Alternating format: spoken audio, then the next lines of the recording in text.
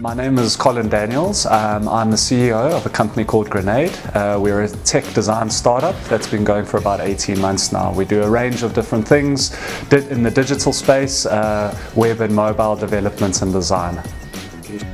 What trends are you seeing in publishing at the moment?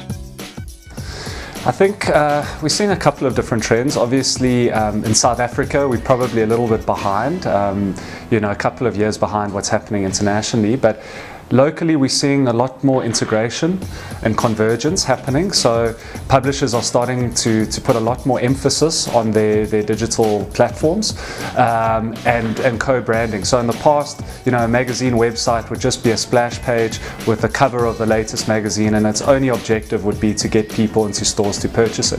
Whereas now we're seeing a lot more investment happening in a proper standalone brand that obviously there's cross-pollination between the different platforms, and we're also seeing publishers starting to look at other revenue streams. I think everyone realizes that ad-based models are not standalone, especially in the digital space. They're not as profitable as they are in print. So we're seeing a lot of magazines and newspapers looking at other revenue streams such as e-commerce, selling things, shops, sponsorships. They're looking outside just pure ad-funded display advertising models. Are we seeing magazines going digital only yet? Yeah, I think, look, overseas the trend is definitely towards that. I mean, there's been quite a few really big brands that have, they're just publishing online exclusively. In South Africa, there are a few. Generally, what we're actually seeing is that they're closing down altogether. They're not even giving it a go online exclusively, just because of the fact that they can't, their operating costs are much higher than the ad revenue that they're getting. I think the bigger trend is that they're going more digital into things like iPads and smartphones. They're hoping that that's a nice convergence model, and it's a way of shifting from just selling a print-based product and with minimal effort being able to also sell digital subscriptions, as opposed to just purely paywalls and display advertising on websites. Can we safely say that paywalls are dead? Yeah, I think it's still a very hot topic, and I don't think there is a right or wrong answer.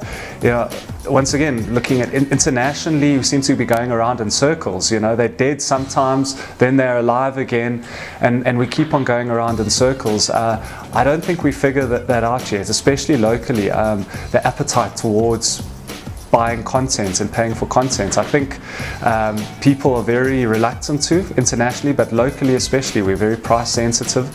And online content, you really got to have a strong value proposition in order to charge people. So I think there are a few brands that have unique content locally, very few, that possibly you can't get just generally surfing the web or on Google News for that matter. But I think for the most part, paywalls won't work here, and hence publishers need to look at other revenue streams to actually pay for that content.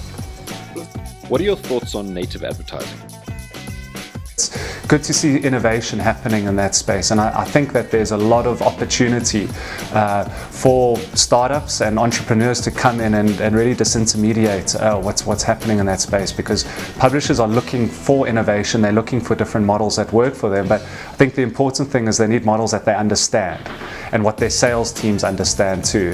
So that's very important. There's no point coming up with something that no one gets, advertisers, publishers or readers get. So it has to be something that they're comfortable with, but most importantly is sustainable and profitable for them in the long run. What's your take on affiliate marketing? Yeah, I think that's another great revenue stream for publishers, because they essentially have this very captive and loyal audience that trust them. And if they can offer them services and value that the publisher can profit off and that the readers get benefit from, I think it's a fantastic low-cost way of generating extra income and offering the readers a service. For you, are there any interesting monetization models for content? I think for me, interesting monetization models are things around distribution of content and mashups of content. I think that's where we're seeing a lot of innovation happening, where readers are prepared to pay for content. So if you look at like a big publisher, they have so much data and content that possibly has been in newspapers 10 years ago. It could be things like stats. So the big data model, I think, is where there's an untapped gold mine for many publishers that in some cases aren't even in a database yet. So I think that's the biggest challenge, is you have all this content, could be over decades, even over the last 10 years. It's very valuable, especially in a country like South Africa where so much has happened. I think the challenge is, how do you get that data digitized, and how do you slice it and dice it to the extent that people are prepared to pay for it? So I think customized content, I think that's got a very bright future ahead. I just don't think that model's been cracked just yet. And I think though, as a intermediary step, just being able to sell content, on a tablet or smartphone, whether it be just the magazine or print product that people subscribe to, or whether it be some sort of service that people subscribe to, and unique content and custom content is pushed to them. And I think we're starting to see that, but there's a lot more that needs to happen there.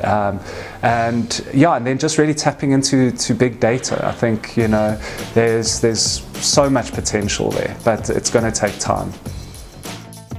This interview was brought to you by the OfferForge Advertising Network. See what we can do for you. Visit us on www.OfferForge.com.